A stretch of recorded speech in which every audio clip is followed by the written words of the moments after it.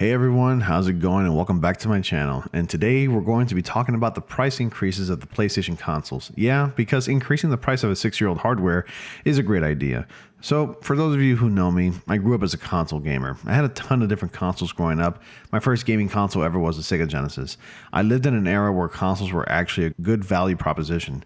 The first NES launched at about $199, the PS1 launched at about $299, and this was back in the 90s. Now, it seems like those days are completely gone with tech improving more and more by the year, or should I say by the month, because obsolescence is a total trend. That sounded kind of like an oxymoron. PlayStation just announced the price changes they're going to be implementing to their consoles.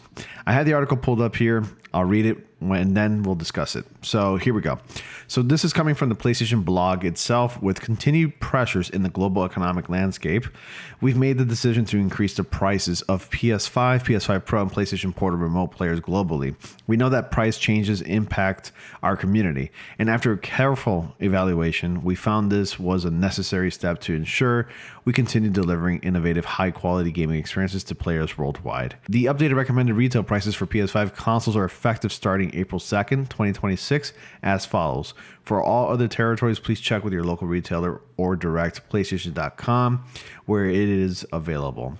So here are the listed prices, and now you can see here in the US, which is where I'm from, says the PS5 is now going to be $649, so it's like about $100 increase. The PS5 Digital Edition is $599, and the PS5 Pro is a whopping $900. Now imagine having to pay $900 and you still do not get a stand and a disc drive. Basically $1,000 for a PlayStation 5 Pro if you want the Pro model. It's ridiculous. It's absurd. Gone are the days where you only have to spend like $200 or $300 for a console just to have an entertainment system at home, to play with a plastic toy. And back to this, in the UK, these are the prices: £569. PS5 Digital Edition, £519, and PS5 Pro, £789.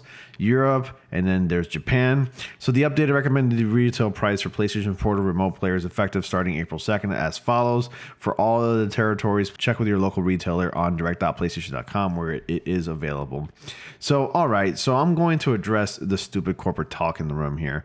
First off, they seem to not understand how truly impactful this really is. We can honestly say this all started thanks to AI. Secondly, delivering innovative, high-quality experience to players worldwide, quote-unquote. Seriously, paying to play online, games not running at true 4K as advertised in their boxes, games that are just pure garbage, a closed source OS, paying full price for games, and lastly, buying cheap, inferior hardware for almost $1,000. And PlayStation fanboys would defend this company, let alone this type of behavior. Well, to tell you the truth, I was excited for the announcement for the PS5 6 years ago. Having a much better understanding now about how PCs work now more than ever, I can tell you I no longer get that feeling anymore. Hell, I even sold my PlayStation 5 earlier last year because I wasn't playing with it as much. To think this all stemmed from the AI craze. I'm sure that bubble's going to burst, as do all trends. I'm kind of dating myself here. I don't know if any of you remember the .com crash back in the 90s to early 2000s. The .com bubble or .com craze was a massive speculative bubble and economic phenomenon in like the late 1990s, roughly around 1995 to 2000. It was like during the era of this rapid rise of the internet, tons of market speculations, the whole widespread of the World Wide Web. It ended up being a whole mess to the point where like there was a huge stock market crash sometime in the early 2000s to like 2002, I want to say. There was also the 3D. Remember that? Everything 3D had to be shoved down our throats, whether we'd go out to watch movies, play video games. Perfect example, the 3DS. Buying televisions, you get the idea. It was stuff we never asked for, kind of what AI is today, a feature we never asked for in the first place. It's gotten to the point where a feature as such has been imposed on the average consumer that now they're forced to deal with it by literally paying the price. To me, that's not fair and that's not right. I say the everyday average consumers are the wrong demographic to sell this feature to. You can convince anyone that a console had value because it was a cheaper alternative to a gaming PC. That's what they've always been advertised to be, cheaper alternatives. It's straightforward, easy to use, you plug it in, and more importantly, it's way more affordable. Now, as technology has improved, gaming consoles are coming closer to PCs more than ever. I mean, look at the upcoming gaming PC console hybrid coming out soon by Xbox, Project Helios. We know that thing is going to be probably exceeding $1,000. The Steam Machine, which was announced last year, it's set to be released this year. We were supposed to get a price on that thing, but due to events beyond Valve's control, we never really did get a price for it, and at least not yet. And still, that Steam Machine is set to come out this year. They're aiming for 2026. And the funny thing is that PlayStation fanboys still somehow find ways to defend this company and spout nonsense about why consoles are better because you can play with them while sitting on the couch and use a bigger TV rather than using a monitor. It's just things that they're spouting, and you can tell that they've never owned a PC before, or at least don't know anything about PCs. So I'm not kidding. Over here on Twitter, a user who goes by the name of Jesse Nelson, when you read what this clown has to say, you'll see what I mean. So I do have a screen cap of the conversation. He starts off by saying there are games on the PlayStation 5 like Eden Zero, Final Fantasy VII, Rebirth, and Digimon and Stellar Blade and more, and there are tons of games on the PlayStation 5. And someone by the name of Shadowfall simply responds with, all on PC. And then Jesse responds with, PCs suck. You have to deal with drivers and shit, and you can't buy the games on discs. And you can't play on the big TV on the sofa very easily, and Windows suck.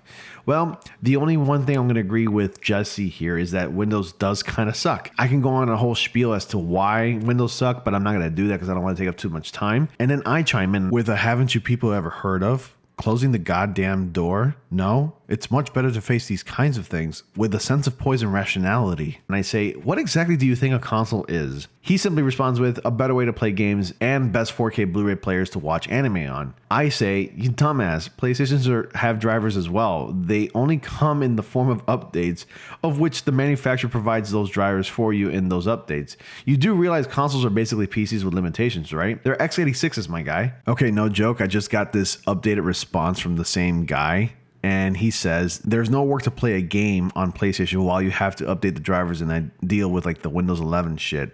Also easier to play with a beautiful woman on PlayStation versus a PC, which means PlayStation 5 is the best. Also, who the hell wants to use an OS from Microsoft? First off, what the fuck are you on about?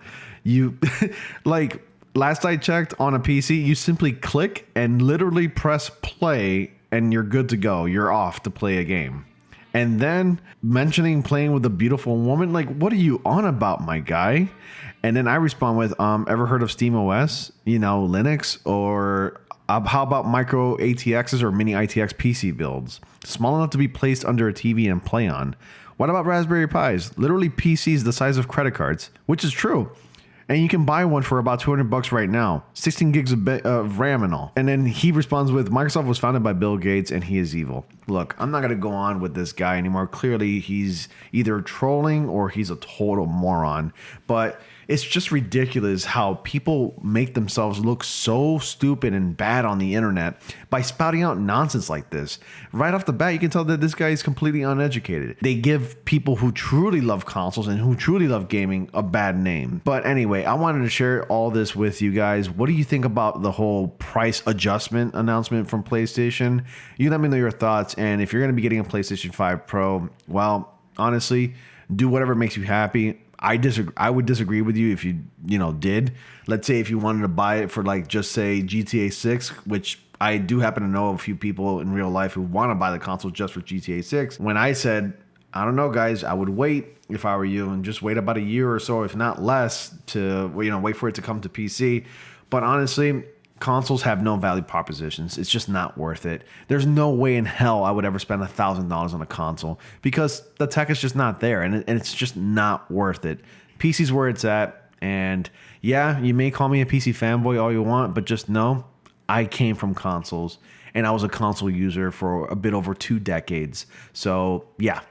Anyways, you let me know your thoughts, guys. Comment down below. Be sure to subscribe. It really helps the channel. Like the video, of course. That also helps the channel too. And yeah, I hope to keep this going because I really want this channel to grow. Anyways, comment down below, guys, with your thoughts. And as always, I will see you all in the next video. Bye.